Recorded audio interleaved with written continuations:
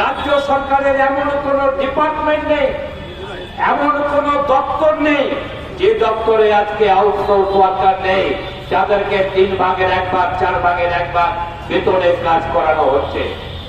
একই সঙ্গে আমরা দেখতে পেলাম সীতারামন, যিনি ভারতবর্ষের অর্থমন্ত্রী, তিনি বাজেট পেশ করলেন, বললেন দেশের মানুষের ক্রয় ক্ষমতাকে বৃদ্ধি করবার জন্য তারা 12 লক্ষ টাকা আয় পর্যন্ত তারা ইনকাম ট্যাক্স ফ্রি করে দিলেন, অর্থাৎ 1,13,000 কোটি টাকা তারা জনগণকে দিলেন।